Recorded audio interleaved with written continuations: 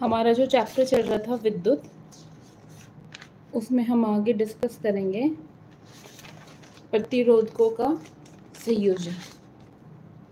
ठीक है, मेरी वॉइस क्लियर है?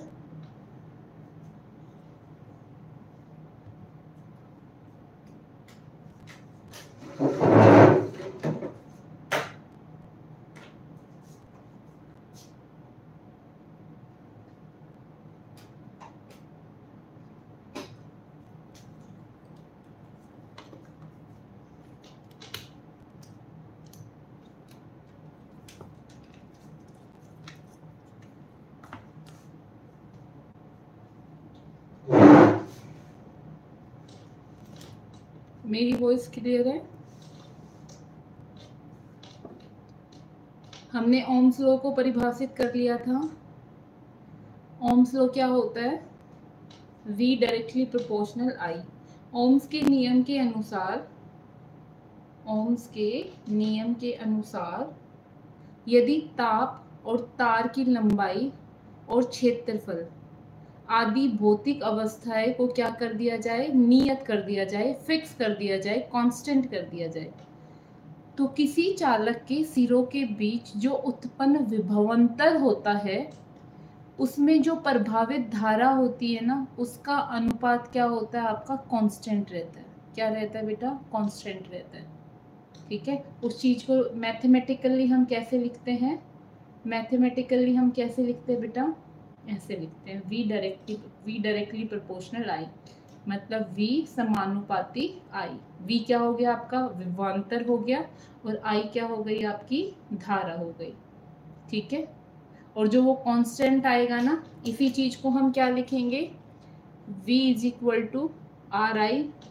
आर यहाँ पे क्या है? कांस्टेंट, तो V अपॉन I क्या आ जाएगा आपका? कांस्टेंट, और वो कांस्टेंट का नाम क्या है? R है। उस कांस्टेंट का नाम क्या है? R है। क्या है बेटा? R। क्लियर है? यहां तक क्लियर है?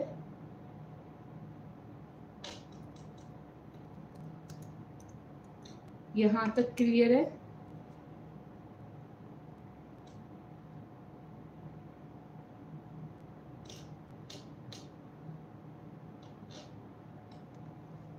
ठीक है, आगे अगर हमें किसको परिभाषित करना है? 1 ओम को परिभाषित करना है। ये तो ओम्स का लॉ हो गया। अगर हमें 1 ओम को क्या करना है? परिभाषित करना है, तो 1 ओम कब होगा? आर की जो मात्रक होती है ना, आर का जो मात्रक होता है उसको क्या कहते हैं हम? 1 ओम कहते हैं।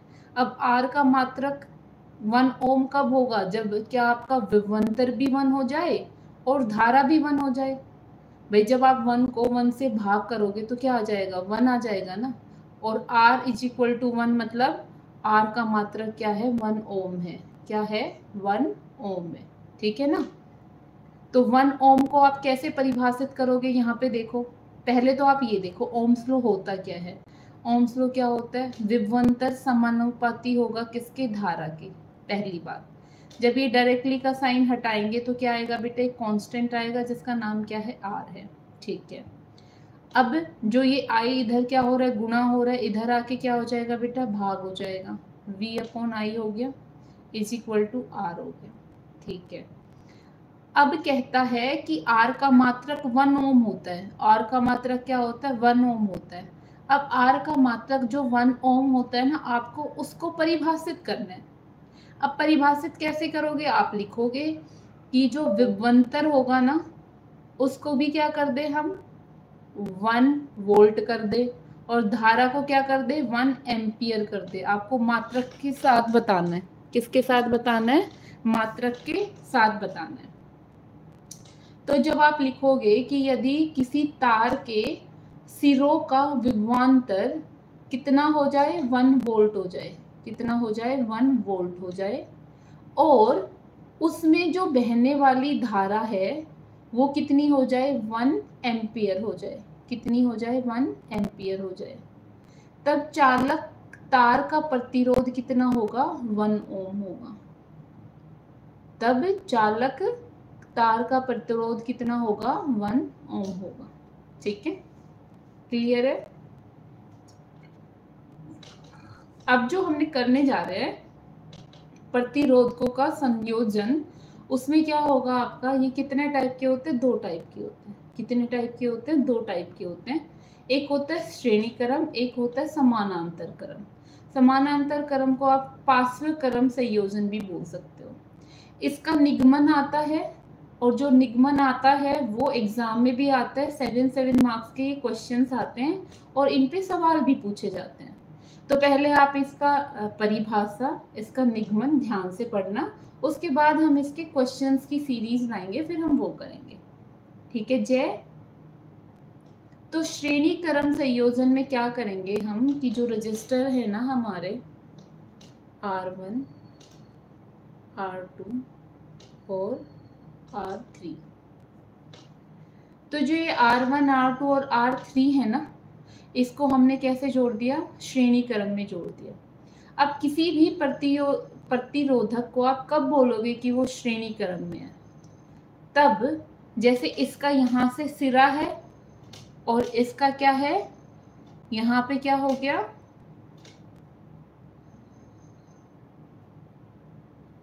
इसका दूसरा सिरा है।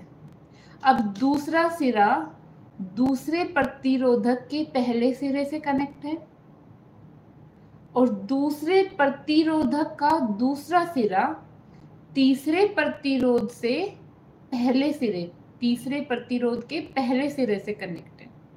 अगर इस तरह का क्रम होता है तो उसको क्या बोला जाता है? श्रेणी क्रम संयोजन बोला जाता है। क्या बोला जाता है? श्रेणी क्रम संयोजन बोला जाता है। फिर से देखो, 3 प्रतिरोधक, अब ऐसा नहीं है 3 ही ले सकते हो, आप कितने भी ले सकते हो, ठीक है ना। 3 प्रतिरोधक लिए हैं मैंने, 3 प्रतिरोधकों को हमें इस प्रकार जोड़ना है कि जो पहला प्रतिरोधक है ना, पहले प्रतिरोधक का दूसरा सिरा, ये पहला सिरा हो गया भाई, ये वाला पहला सिरा हो गया और ये वाला दूसरा सिरा हो गया। तो कहते हैं कि पहले प्रतिरोधक का दूसरा सिरा दूसरे प्रतिरोधक के पहला सिरा, भाई दूसरे प्रतिरोधक के लिए तो ये तो पहले सिरे का काम करेगा ना, और दूसरे प्रतिरोधक का दूसरा सिरा तीसरे प्रतिरोधक के पहले सिरे से जोड़ दिया जाए तो इस तरह का जो क्रम बनता है उसको क्या कहते हैं? श्रेणी क्रम संयोजन कहते हैं। इस तरह के क्रम को क्या कहते हैं हम? श्रेणी क्रम संयोजन कहते हैं। क्या कहते हैं बेटा? श्रेणी क्रम संयोजन कहते हैं। क्लियर है? यहां तक क्लियर है? यहां तक कोई डाउट है तो बताओ।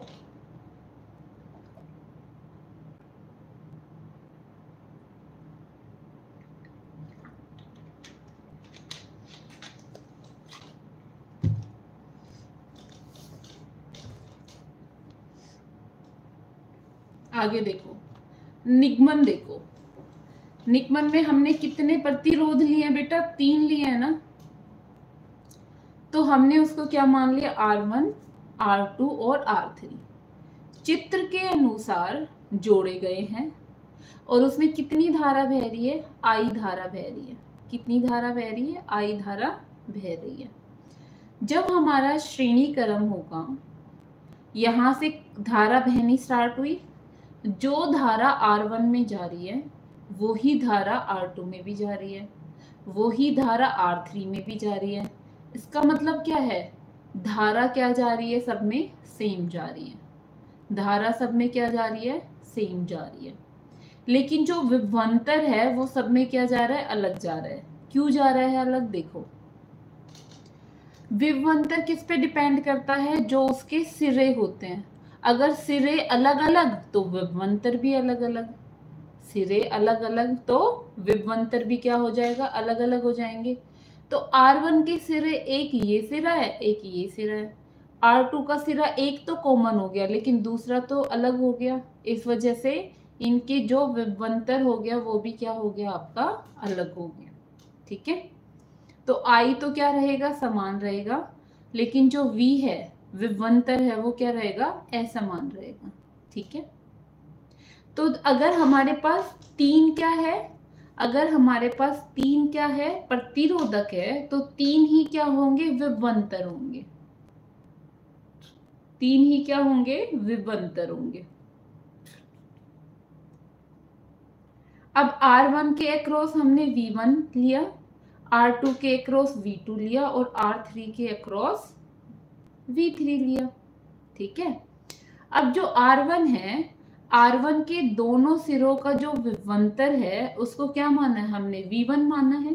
क्या माना है बेटा, V1 माना है।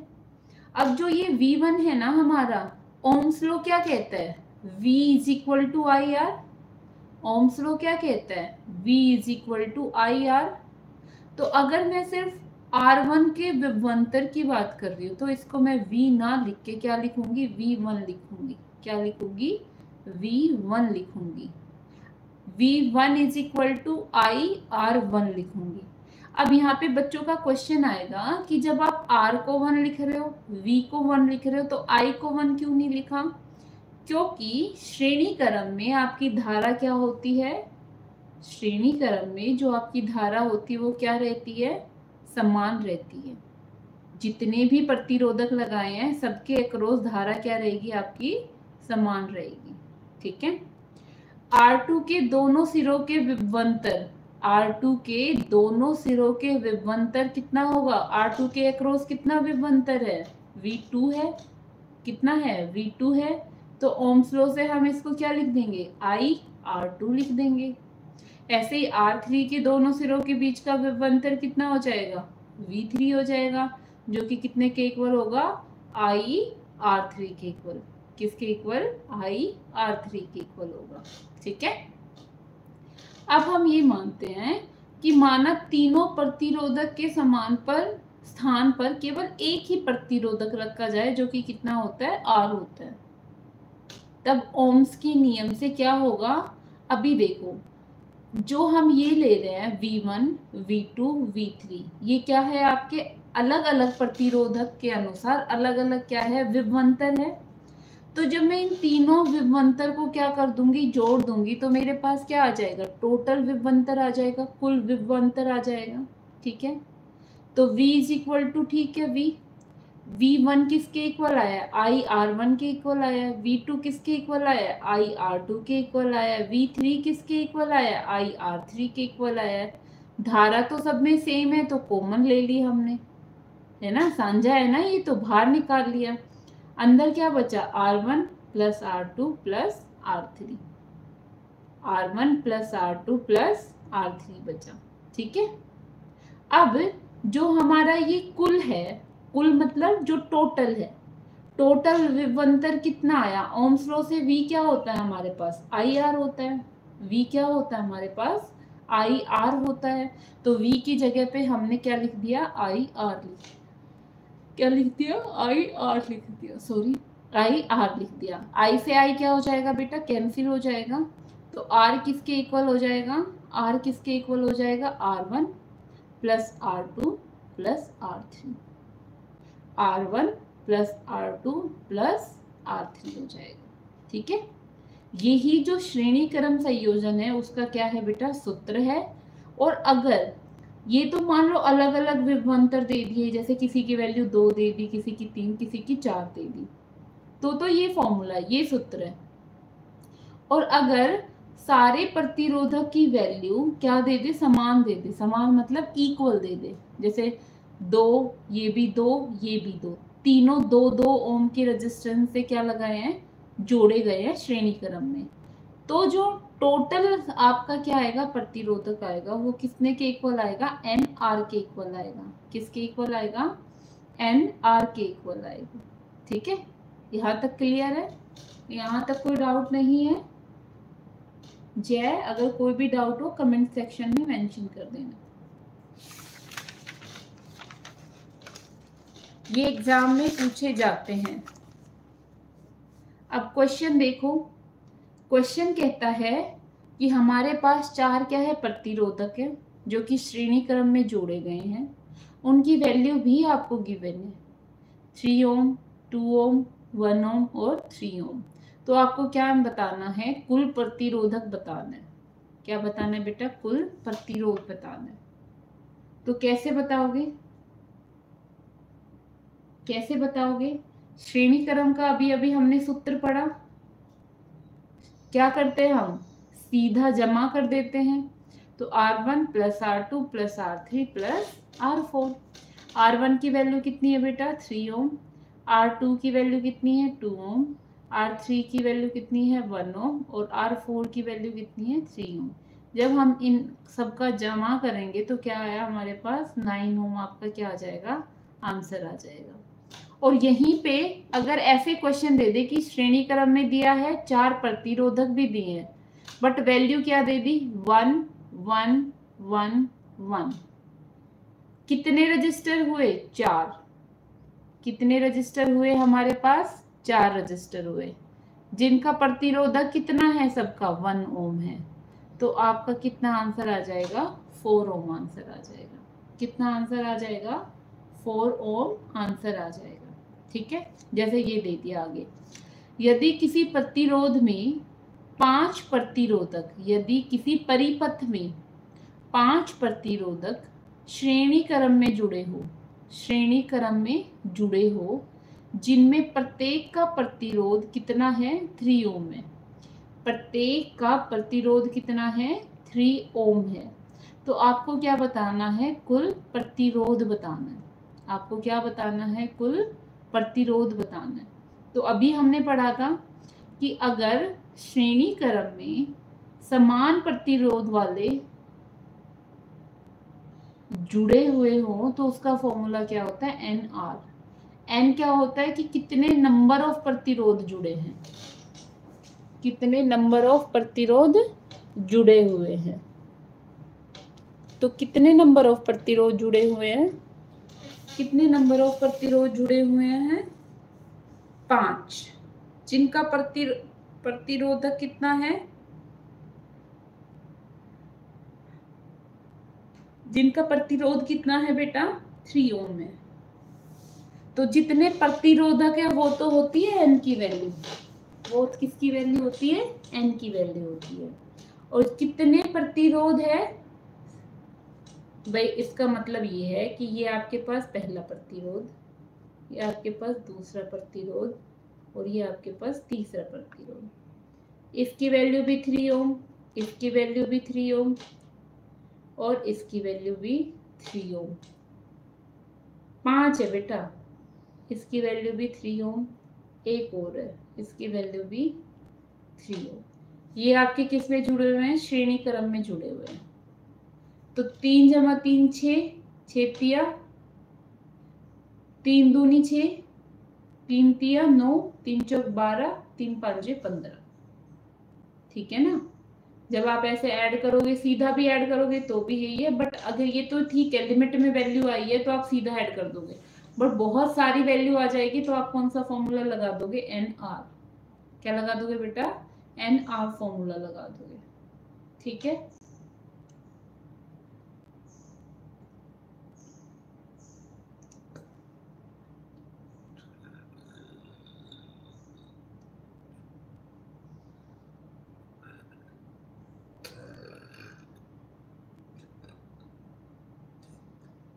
यहाँ तक क्लियर है? आगे आता है समानांतर या पार्श्वक्रम संयोजन।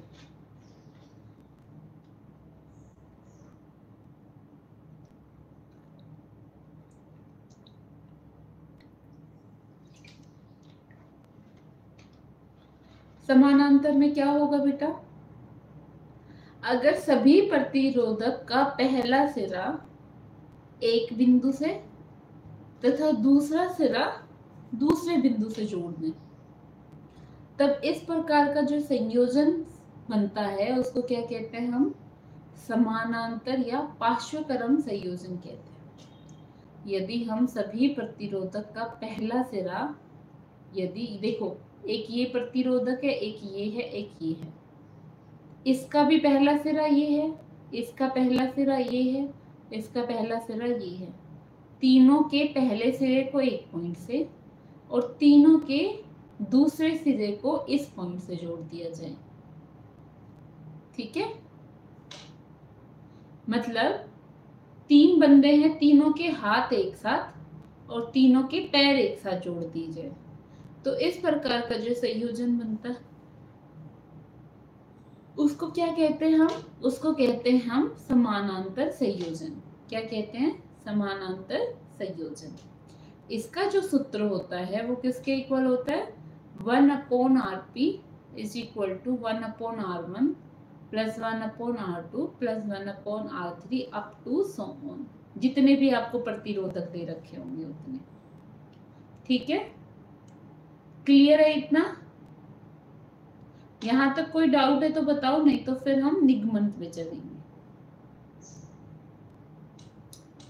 किस पे चलेंगे?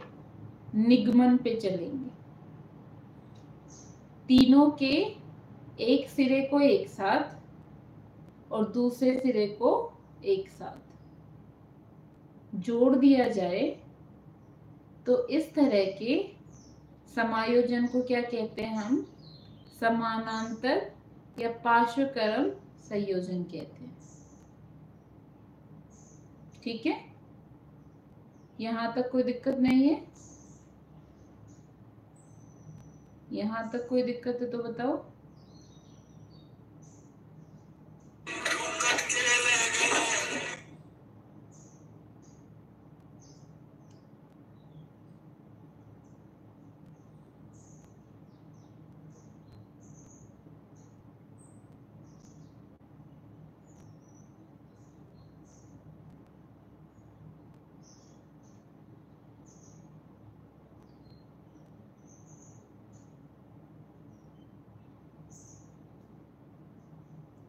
इसके निगमन पे चले।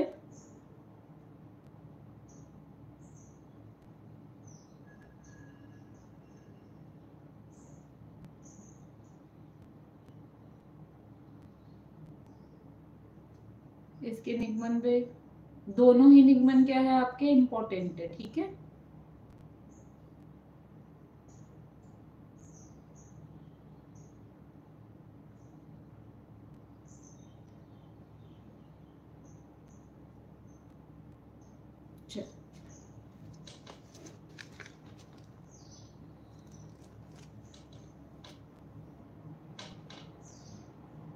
निगमन देखो आप।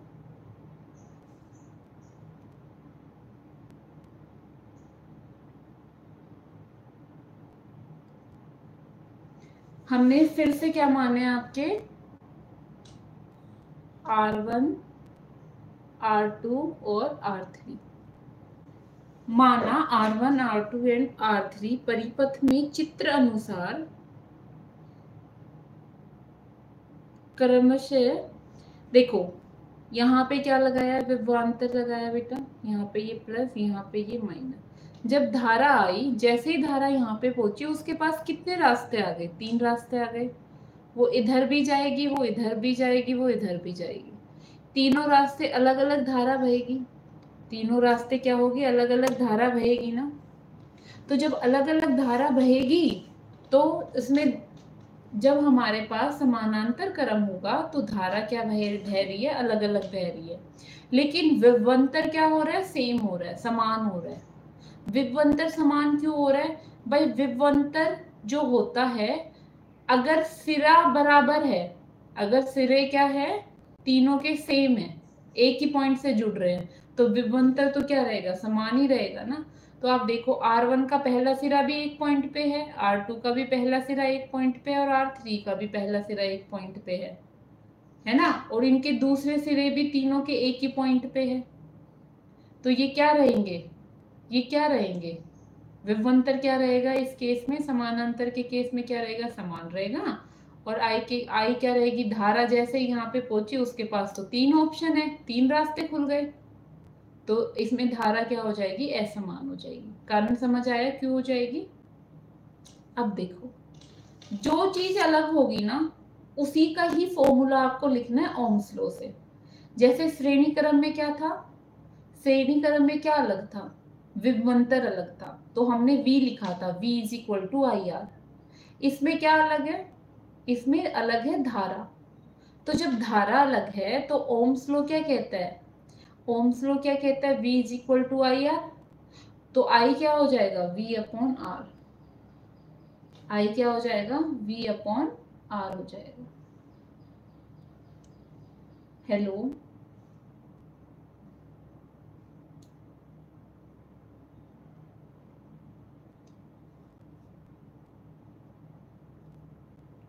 इसमें क्या हो जाएगा, आप, हेलो मैम, हेलो, हाँ जी बोलो।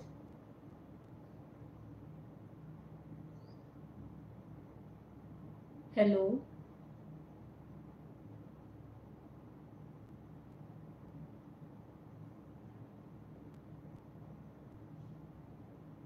हाँ जी बताइए।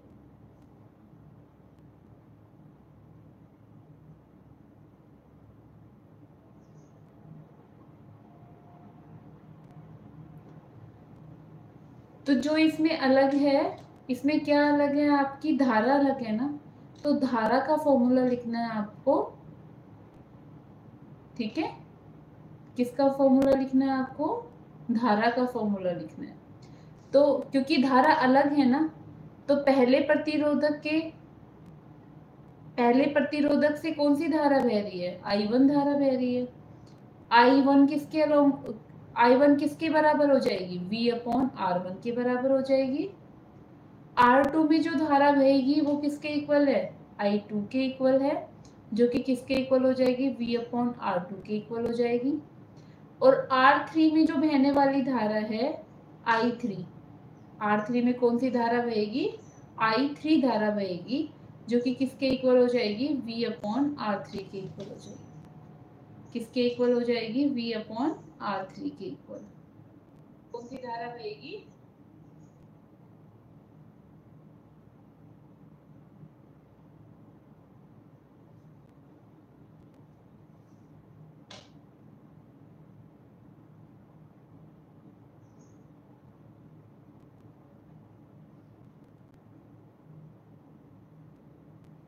ठीक है।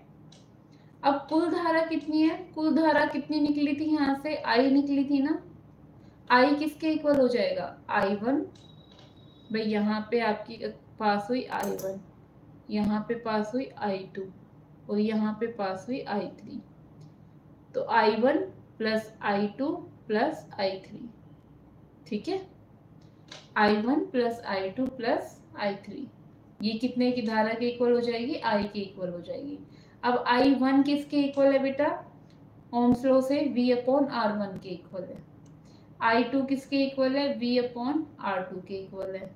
और I3 किसके इक्वल है, V अपॉन R3 के इक्वल है।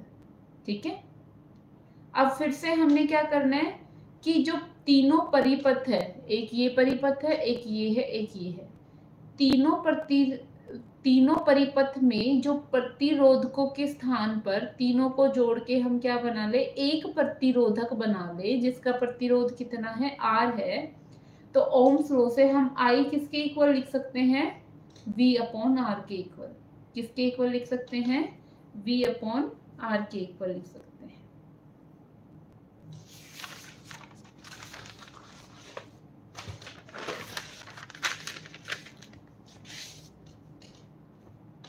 ठीक है, V हमारा क्या होता है, V हमारा क्या होता है, I R के इक्वल भी होता है।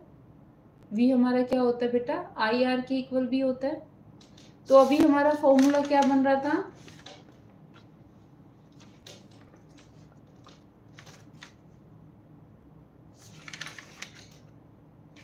हमारा फॉर्मूला क्या बन रहा था, I is equal to V upon R1, V upon R2 और V अपॉन R3। इसमें से हमने V क्या कर लिया, कॉमन ले लिया, तो I क्या आया हमारे पास, V कॉमन आ गया, तो 1 upon R1 plus 1 upon R2 plus 1 upon R3। ठीक है, अब ओम्स लॉ से V किसके इक्वल होता है, ओम्स लॉ से V किसके इक्वल होता है, I R के इक्वल होता है। तो इस V की जगह पे हमने क्या लिख दिया, I R लिख दिया। क्या लिख दिया, I R लिख दिया। आई से आई क्या हो जाएगा, कैंसिल हो जाएगा।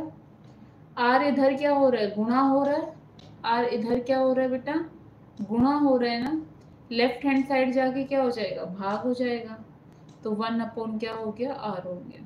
1 अपॉन क्या हो गया बेटा, आर हो गया, is equal to 1/r1 plus 1/r2 plus 1/r3।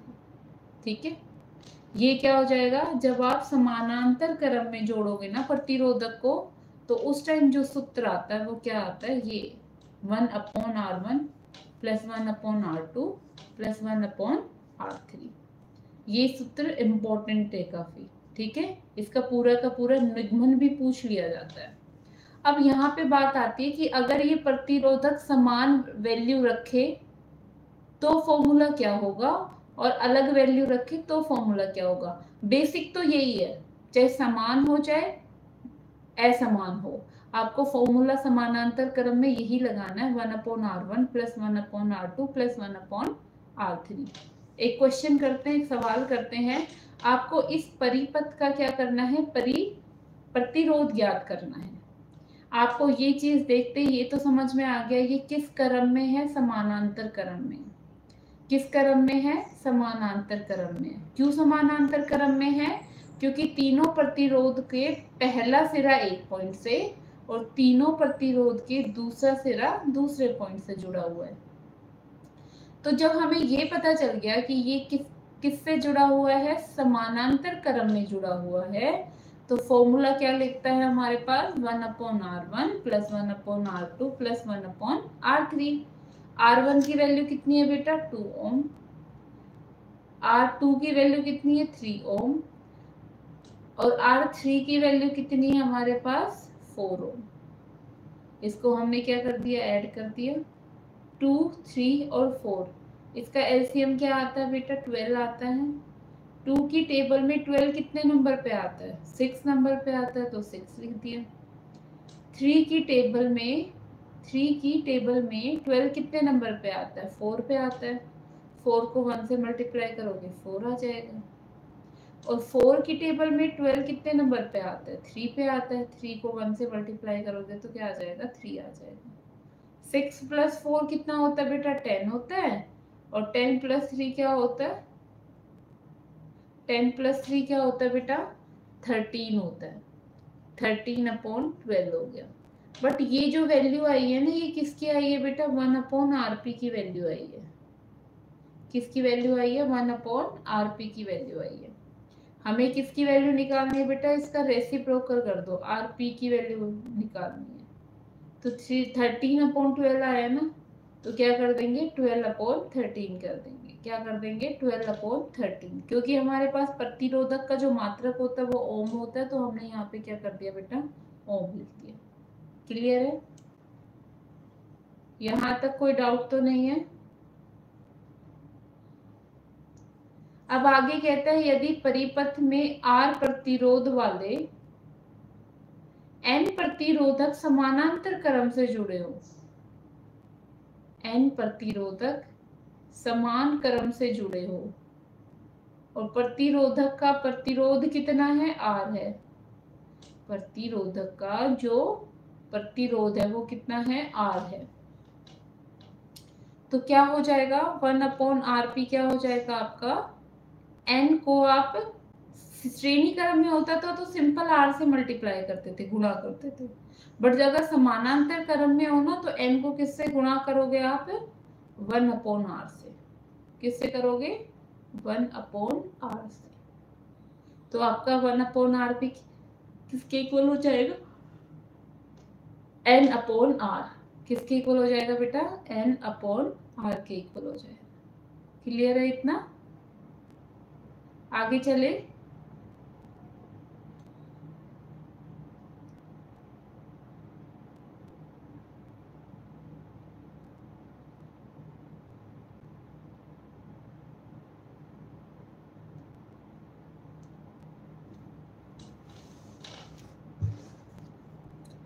आगे आता है, श्रेणी क्रम संयोजन की तुलना में जो समानांतर क्रम संयोजन है उसके लाभ क्या है, उसके लाभ क्या है।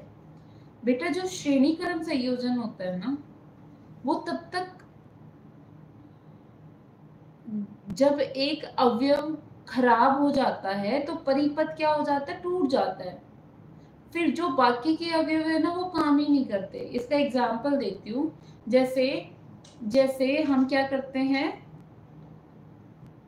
जो हमारे दिवाली त्योहार आता है तो हम क्या लगाते हैं, लाइटनिंग लगाते हैं ना। तो अगर वो लाइटनिंग हम श्रेणी क्रम में जोड़ लें, अगर वो लाइटनिंग हम श्रेणी क्रम में जोड़ लें, तो मान लो एक बल्ब खराब हो गया, तो जो पीछे की वो होती है ना, लड़ी बोलते हैं,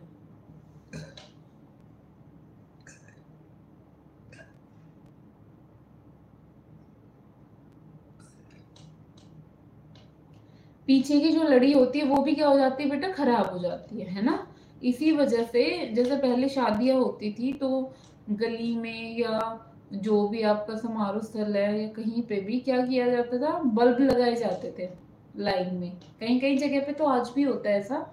तो वो बल्ब अगर श्रेणी क्रम में लगा दे, तो मान लो आपका एक बल्ब खराब हो गया, तो पीछे उसके पीछे वाले सारे बल्ब क्या हो जाएंगे, खराब हो जाएंगे, क्योंकि बीच का श्रेणी क्रम में तो एक पाथ अगर ब्रेक हो गया, करंट नहीं बह रहा, तो पीछे वाले उसमें भी नहीं बहेंगे करंट धारा, है ना।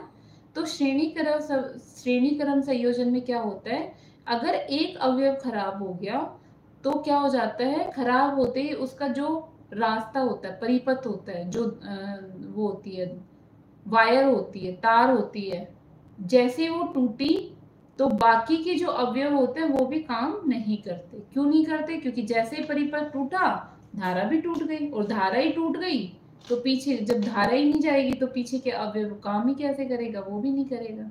ठीक है, क्योंकि अलग अलग अवयव को अलग अलग धारा की जरूरत पड़ती है। आपके भी घर में एसी भी काम कर रहा होगा तो कहीं चार्जर भी काम कर रहा होगा, कहीं मोटर भी काम कर रही होगी तो कहीं मिक्सी भी काम कर रही होगी, है ना। कहीं फैन भी काम कर रहा होगा तो कहीं वो कोई इन्वर्टर या सॉरी लैपटॉप की बैटरी भी चार्ज कर रही होगी, है ना। तो अलग अलग अवयव में क्या होता है, अलग अलग धारा की जरूरत होती है। यह गुण श्रेणीकरण के उपयुक्त में नहीं होता, क्योंकि श्रेणीकरण में तो धारा कैसी बहती है, एक जैसी बहती है। लेकिन पार्श्वक्रम संयोजन में प्रतिरोध क्या होता है, कम होता है। प्रतिरोध क्या होता है, कम होता है। क्यों होता है आपको अभी पता चल गया होगा। जो सूत्र किया था उसमें क्या आता है, पार्श्वक्रम में 1 अपॉन करके आता है, 1/R1 + 1/R2 + 1/R3, ऐसे आता है ना,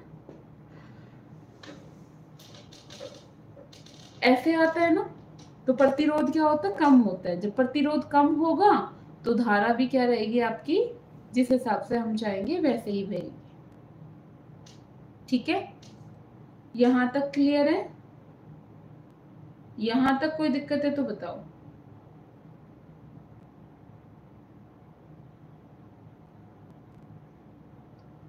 यहां तक कोई भी दिक्कत है तो आप मुझे बता दो।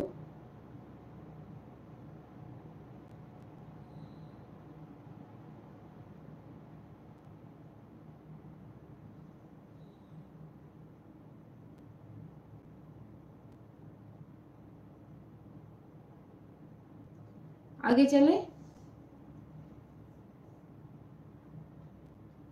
जो विद्युत धारा होता है उसका तापीय प्रभाव देखना है हमें।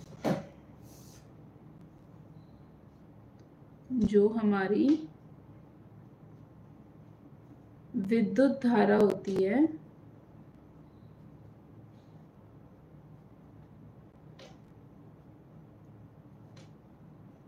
तापीय प्रभाव,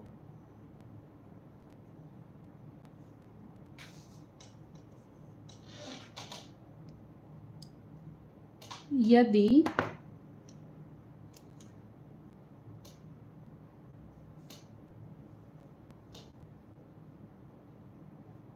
एक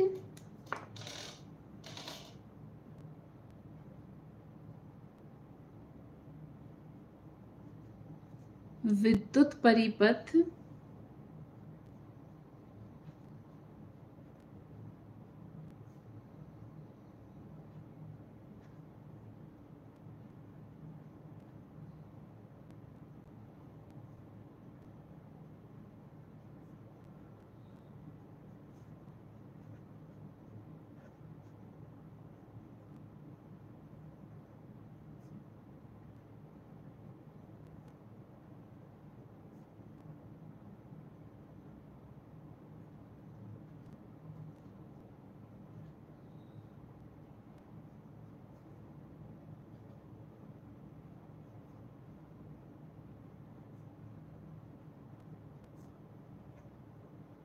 पूर्ण रूप से ऊष्मा के रूप में क्षयित होती है।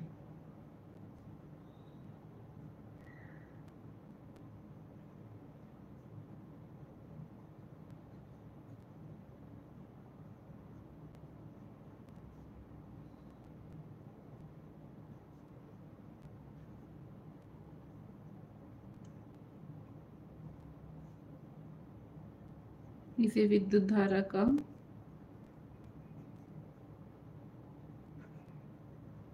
तापीय प्रभाव कहते हैं।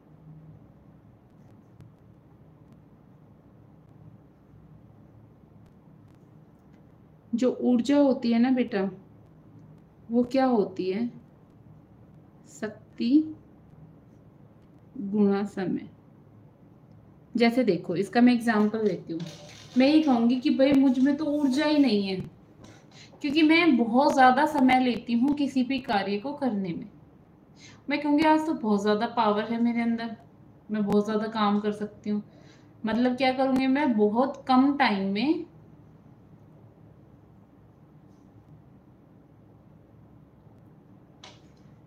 इसका फॉर्मूला, ऊर्जा को किससे लिखोगे बेटा आप? H से लिखोगे, पावर गुना T।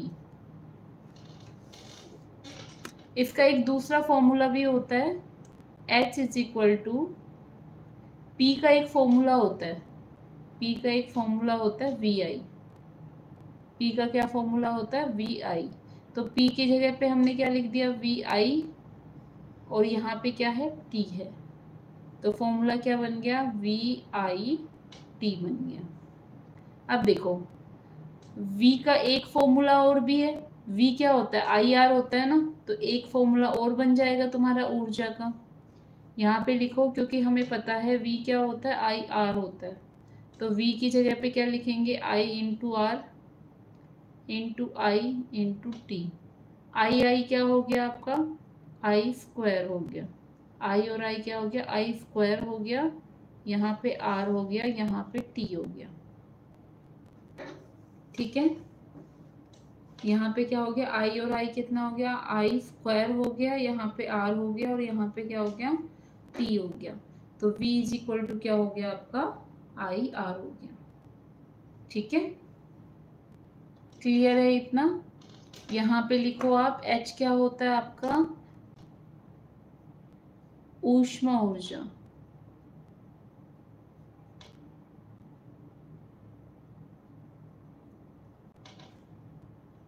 तो ऊर्जा क्या हो गई आपकी? I square R T. ठीक है, joule of heating low.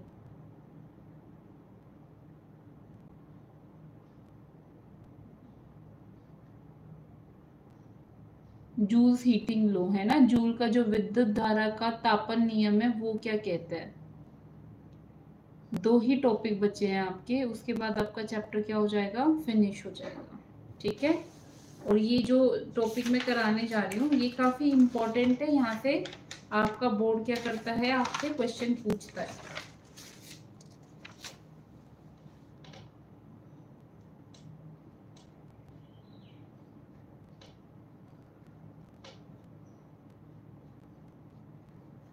Joule का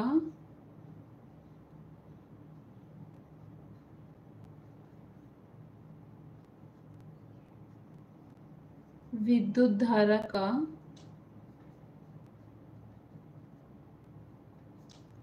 तापन नियम।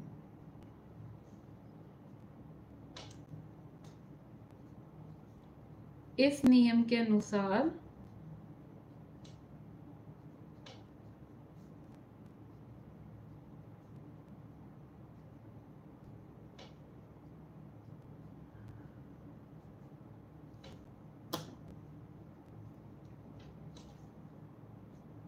किसी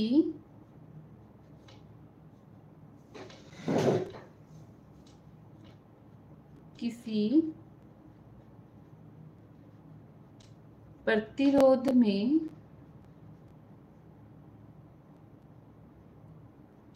तत्प्रत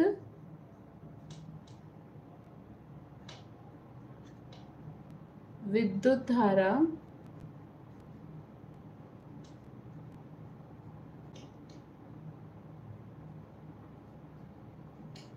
के वर्ग के समानुपाती होती है।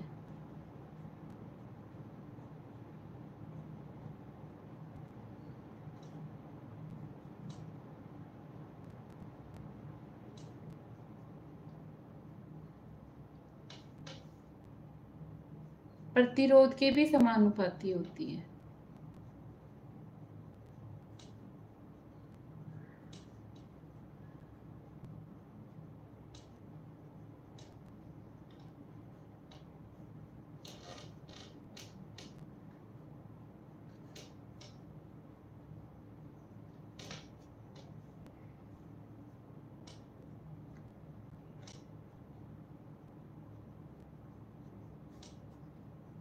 विद्युत धारा के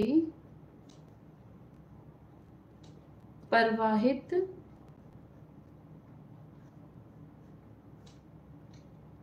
होने वाले समय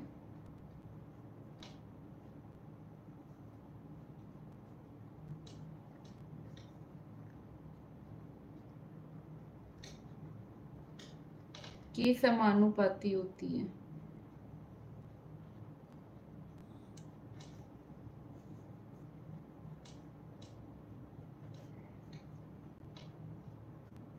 तीन इक्वेशन हो गई भाई। एक तो जो v होता है किसके इक्वल हो गया बेटा, आई स्क्वायर के इक्वल हो गया, आर के डायरेक्टली प्रोपोर्शनल हो गया, आई स्क्वायर के डायरेक्टली प्रोपोर्शनल हो गया, और टाइम के डायरेक्टली प्रोपोर्शनल हो गया, है ना।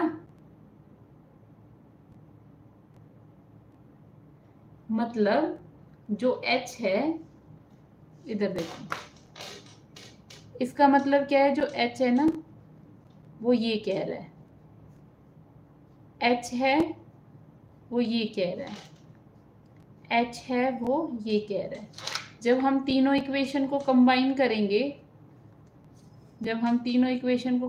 करेंगे, तो हमारे पास क्या आ जाएगा, h डायरेक्टली प्रोपोर्शनल आई स्क्वायर आर टी। यही होता है जूल्स का हीटिंग लॉ। ठीक है। इसके प्रभाव क्या होते हैं, तापन प्रभाव होते हैं। जो ज्यादा हीट आ जाती है ना, तो उससे फायदे क्या क्या होते हैं। तापन का जो प्रभाव होता है वो किस किस में देख सकते हो आप, हीटर में देख सकते हो, प्रेस में देख सकते हो।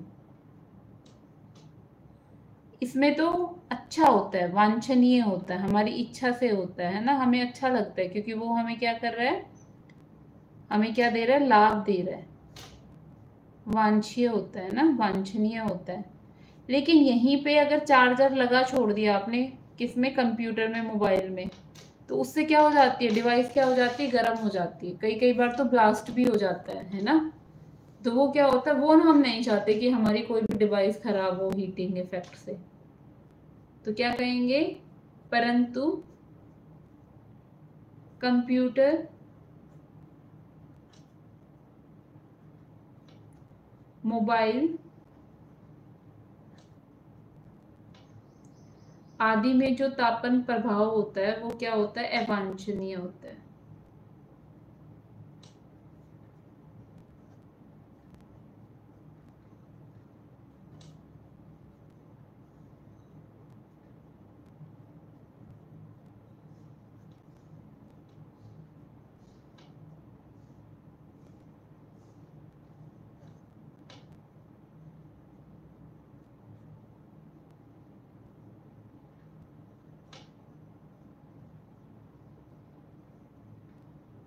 जो विद्युत बल्ब में होता है, विद्युत बल्ब में क्या होता है, अधिकांश जो शक्ति ऊष्मा होती है,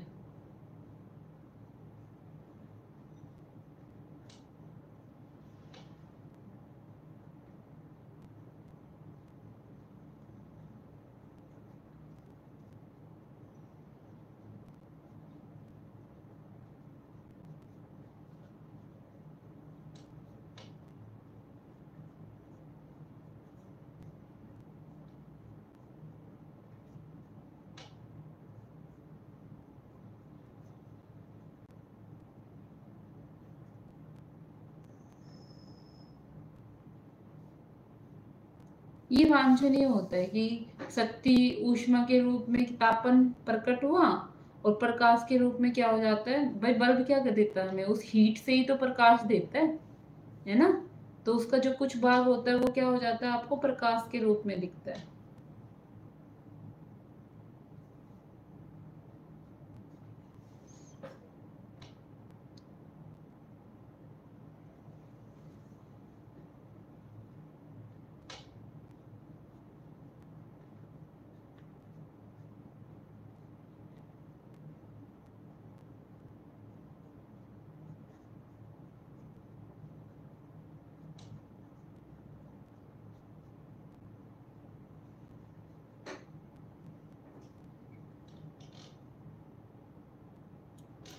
अब क्वेश्चन आ जाता है आपके पास, नोट करके लिखना कि जो विद्युत बल्ब का तंतु होता है वो टंगस्टन का ही क्यों बना होता है।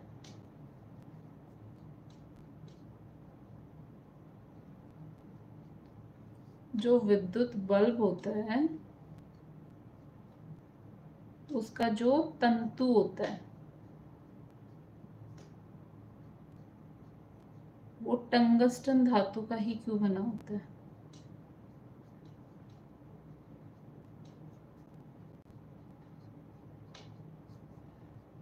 क्योंकि क्यों बना होता है उसके कारण देने हैं। क्योंकि यह उच्च तापमान पे उपचयित नहीं होता है। मतलब अगर टेम्परेचर ज्यादा होता है ना तो भी वो जो धातु होती है ना, पतली सी धातु है, वो मेल्ट नहीं होती। क्यों? क्योंकि उस धातु की किसी भी चीज को गलाने के लिए आपको कितना टेम्परेचर रखना पड़ेगा, 3380 डिग्री सेल्सियस, इतना टेम्परेचर रखना पड़ेगा, तब आप उस तंतु को क्या कर सकते हो, पिघला सकते हो। इस वजह से जो विद्युत बल्ब का तंतु होता है वो टंगस्टन धातु का बना होता है। तो लिखो, क्योंकि यह उच्च तापमान पे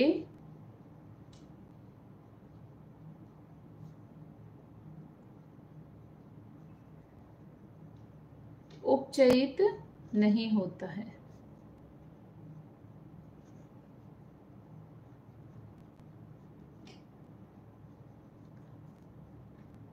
इसका गलनांक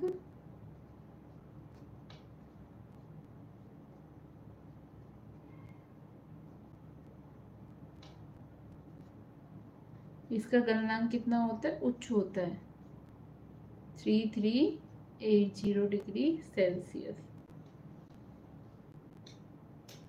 और क्या होता है कि बल्ब में जो अंदर, बल्ब के अंदर कौन सी गैस भरी होती है, नाइट्रोजन और ऑर्गन गैस भरी जाती है, जिससे तंतु क्या करता है, डायरेक्ट ऑक्सीजन के साथ कांटेक्ट नहीं कर पाता और अपना ऑक्साइड नहीं बना पाता, तो वो लंबे टाइम तक क्या हो जाता है, चल जाता है। तो आप लिखो, बल्बों में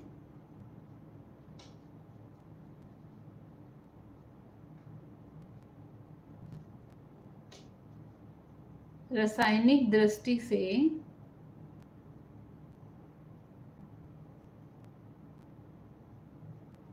एक्रिय, इनर्ट गैसेज बोलते हैं इनको, एक्रिय नाइट्रोजन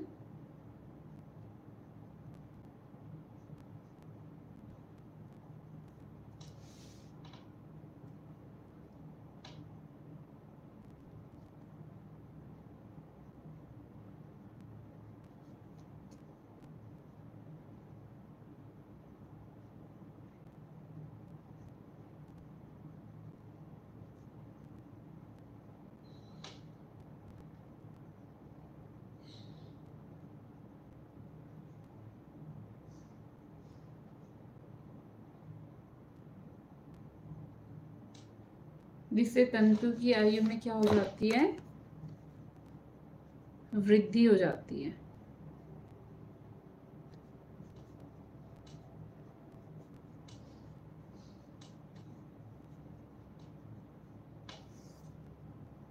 ठीक है,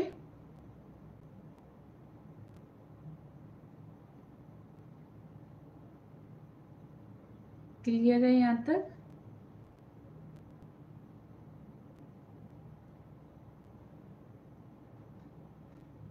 आगे देखो विद्युत शक्ति,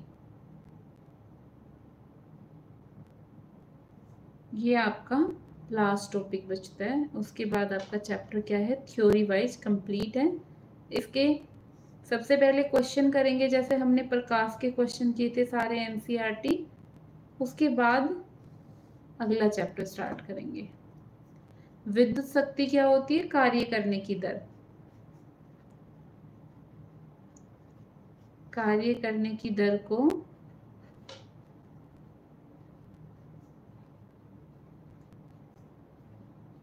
शक्ति कहते हैं।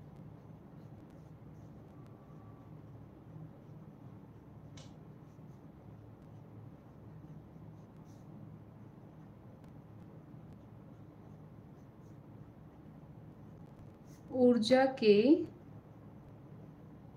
उपभुक्त होने की दर को भी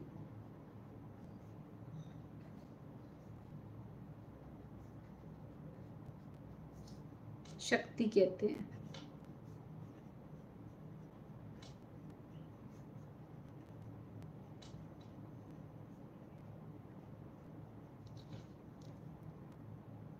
ये तो हो गया शक्ति, बट विद्युत शक्ति क्या होती है? अगर इसी चीज को हम यूं लिखे कि किसी विद्युत परिपथ में, किसी विद्युत परिपथ में उपभुक्त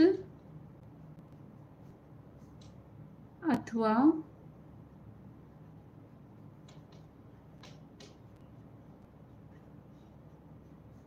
क्षयित विद्युत ऊर्जा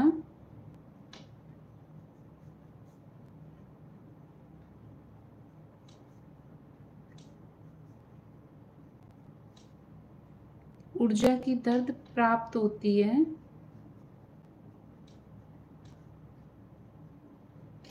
इसे विद्युत शक्ति कहा जाता है।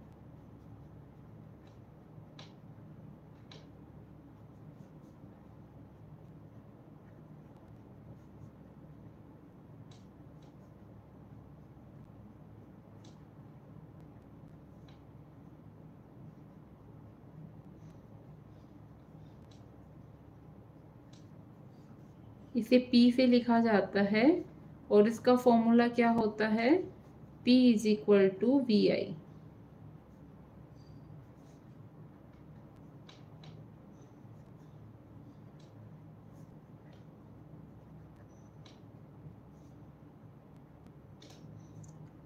शक्ति का जो SI मात्रक है वो है वोट।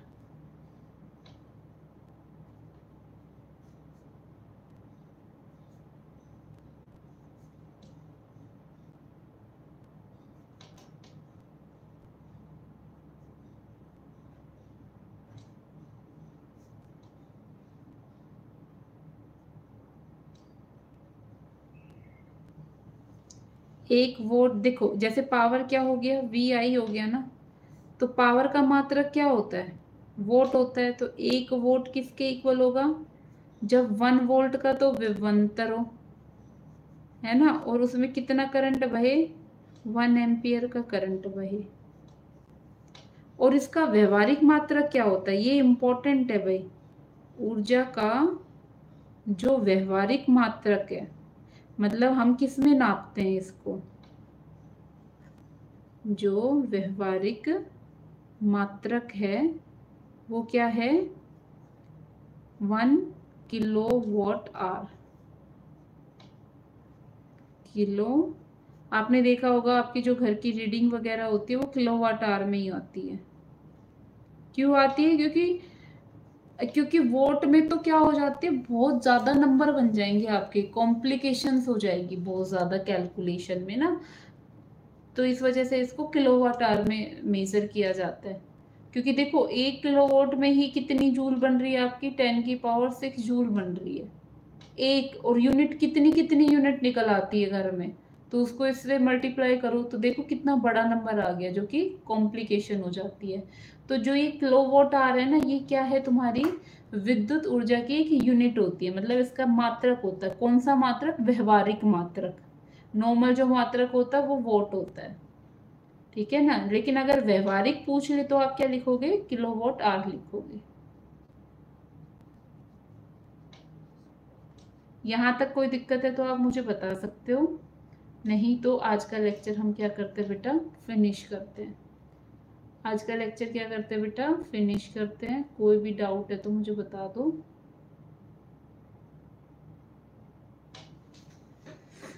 आज की क्लास इतनी होगी। Thank you so much.